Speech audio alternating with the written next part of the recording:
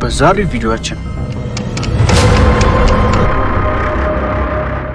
ይህችን ሕፃን ሕይወት ምን እንዳስፈራት ምን እንዳየች አይታወቅም፣ ግን በፍርሃት እየሮጠች ይታያል።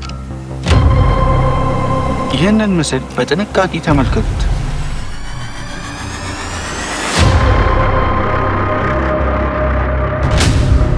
ዛሬ ማሳያችሁ 5 ቪዲዮዎች ከዚህ በፊት እንደማቀርብላችሁ ዝም ብለው የተቀረጹ ቪዲዮዎች አሉ። ህይወትን የሚቀይሩ እውነተኛ የሴኩሪቲ ካሜራዎች ምስክር ናቸው። ዝግጁ ከሆናችሁ ወደ መጀመሪያው የሴኩሪቲ ካሜራ እንለፍ።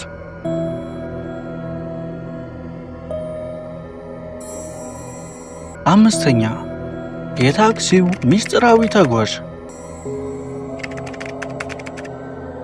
ታሪካችን የሚጀምረው በጃፓን ሀገር አንድ ታክሲ ውስጥ በተገጠመ የውስጥ ካሜራ የተቀረጸ ነው። ጊዜው ከሌሊቱ 8 ሰዓት ተኩል ነው። ታክሲው በባዶ መንገድ ላይ እየተጓዘ ሲሆን ሹፌሩ ታካሺ ይባላል። ታክሲው ውስጥ ብቻውን ነው። በድንገት በስተጀርባ ባለው ወንበር ላይ አንዲት ሴት ጥቁር ልብስ ለብሳ በደብዛዛው ትታያለች። አያችሁት አይደል? ሹፌሩ ሲዞር ምንም ያየው ነገር የለም፣ ግን ካሜራው ይህንን ምስል ይዞታል።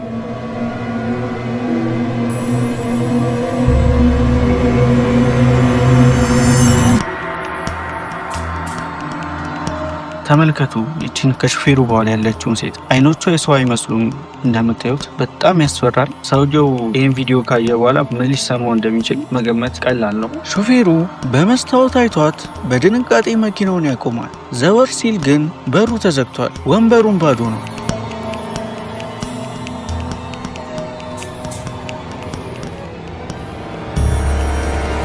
ታካሺ ከዚህ ክስተት በኋላ ታክሲ መንዳት አቁሟል። ያየሁት ነገር በጭራሽ ሰው አልነበረም ይላል። ታካሺ እጆቹ እየተንቀጠቀጡ ወደ ኋላዬ ስመለከት ወንበሩ ባዶ ነው። ነገር ግን ታክሲው በረዶ የመሰለ ቅዝቃዜ ነበረው።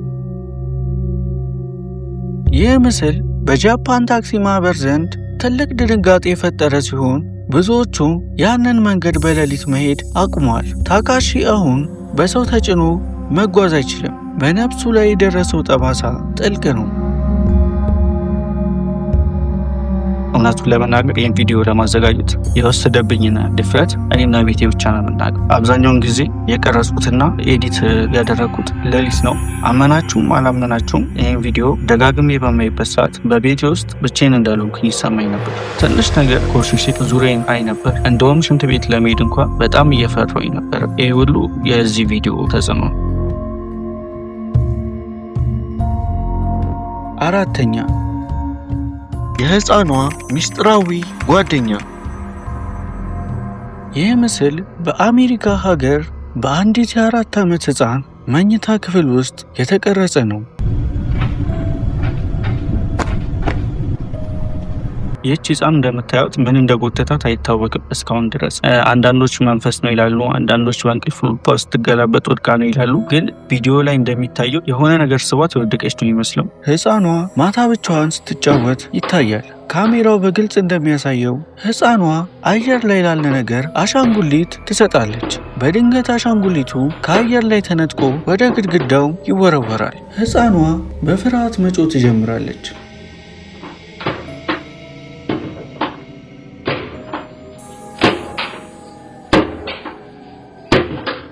የሕፃኗ ወላጆች ሳራና ጆን መጀመሪያ ላይ ልጅነቷ ነው ብለው ነበር። ነገር ግን ቪዲዮውን ሲያዩት ደማቸው ረጋ። እናትየዋ ቪዲዮውን ሳየው ቤቱ ውስጥ ሌላ ሰው እንዳለ ተሰማኝ ትላለች። ከዚያ ቀን በኋላ ይህች ሕፃን በከፍተኛ የጭንቀት በሽታ ትጠቃለች።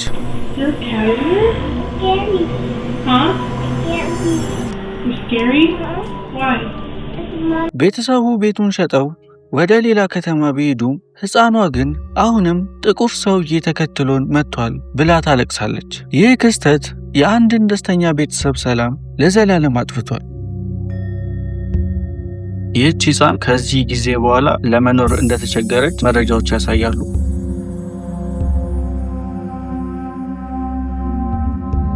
ሶስተኛ የሊፍቱ ሚስጥር።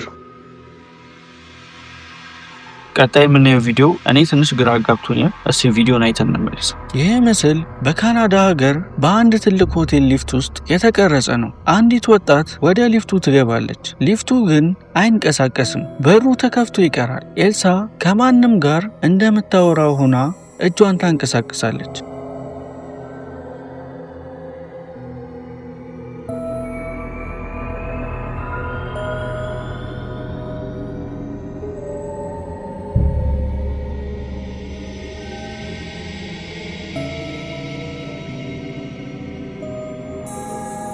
በድንገት ከሊፍቱ ወጥታ ትሮጣለች። ከ2 ደቂቃ በኋላ ፖሊሶቹ ሲመጡ ኤልሳ የለችም። ሊፍቱ ግን ባዶ ነው።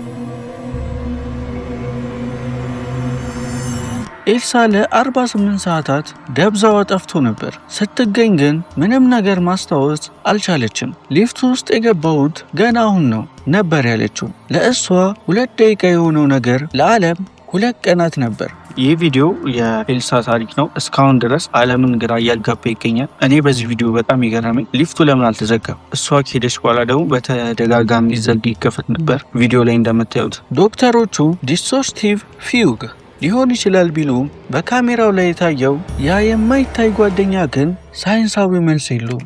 በዚህ መሃል ዲሶርቲቭ ፊውግ ማለት የማንነት መጥፋት ወይንም የጉዞ አባዜ ተብሎ ሊጠራ ይችላል። አልፎ አልፎ የሚያጋጥምና የስነ ልቦና ቀውስ ነው። ይህ ሁኔታ አንድ ሰው ማንነቱን፣ ስሙን፣ አድራሻውንና ያለፈ ታሪኩን በድንገት ረስቶ ካለበት አካባቢ ርቆ ወደ ሌላ ቦታ ሲሄድ የሚከሰት ክስተት ነው። በአሁኑ ሰዓት ኤልሳ የሊፍት ድምፅ ስትሰማ በድንጋጤ ትወድቃለች።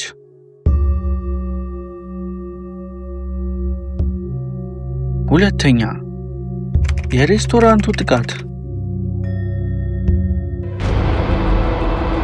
ይህ ምስል በለንደን በሚገኝ አንድ ዝነኛ ሬስቶራንት ኩሽና ውስጥ የተቀረጸ ነው። ከሌሊቱ 8 ሰዓት ነው። በኩሽናው ውስጥ ያሉ ቢላዎች በሙሉ በድንገት ከመያዣቸው ወጥተው ግድግዳው ላይ ይተከላሉ። ማንም የለም። ካሜራው ግን ይህንን በግልጽ ቀርጿል።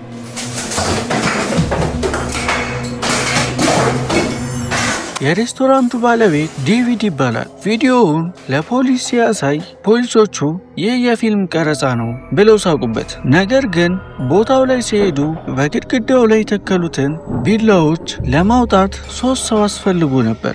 ሬስቶራንቱ አሁን ተዘግቷል። ዴቪድ ሀብቴን ብቻ ሳይሆን አእምሮዬንም ነው ያጣሁት ይላል። ያየሁት ነገር በሰው እጅ ሊደረግ የማይቻል የጥላቻ ኃይል ነበር ይላል።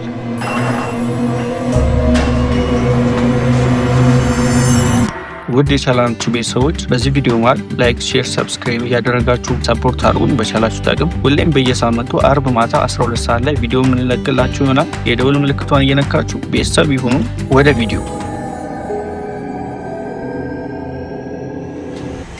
አንደኛ፣ የጂም ቤቱ ተጠቃሚ መንፈስ።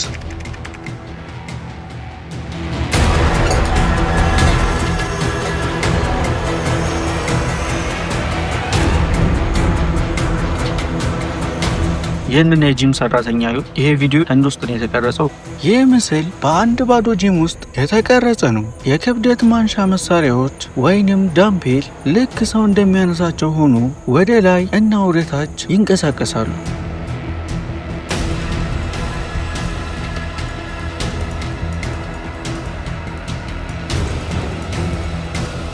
የጂሙ ባለቤት ሮበርት በካሜራው ይህን እያየ በድንጋጤ ወደ ክፍሉ ሲገባ መሳሪያዎቹ በኃይል ይወድቃሉ። ሮበርት ከዚያ ቀን በኋላ ጂሙን ለሽያጭ አቀረበ። እዚህ ጋር ደግሞ እንደምታዩት በሚያስደነግጥ ሁኔታ ምን እንደያዘው አይታወቅም። የሆነ መንፈስ እግሩን ይዞት ወደ ላይ ሲጥለው ይታያል። ይሄ በጣም የሚያስደነግጥ ክስተት ነው። ብቻዬን ስሆን ትንፋሽ እሰማ ነበር ይላል። ሰውነቴ ላይ የማላቀው ጭረት ይፈጠር ነበር። አሁን ይህ ጂም በቁልፍ ተዘግቶ ይገኛል። ጎረቤቶች ግን አሁንም ማታ ማታ የብረት ድምፅ እና የሰው ትንፋሽ እንደሚሰሙ ይናገራሉ። Is this gym truly haunted, or is it something else? Let me know your thoughts. ለዛሬ የመረጥኩላችሁ 5 አስፈሪ ክስተቶች እነዚህ ነበሩ። ነገር ግን ይህ ቪዲዮ በዚህ አላበቃም። ገና ያልታዩ ከዚህም በላይ ሊያስፈሩ የሚችሉ 5 ክፍሎች አሉ። ከነዚህ 5 ታሪኮች የትኛው ነው በጣም ያስፈራችሁ? ኮሜንት ላይ ጻፉልኝ። ይህ ቪዲዮ ከተመቻችሁና ክፍል 2 በአፋጣኝ እንዲደርሳችሁ ከፈለጋችሁ ላይክ፣ ሼር፣ ሰብስክራይብ አድርጉ። ኮሜንት ላይ ደግሞ ክፍል 2 ብላችሁ ኮሜንት አድርጉ። እኔ በአፋጣኝ ሰርቼ ለእናንተ ለማቅረብ ሞክራለሁ። ሰላም ሁኑ።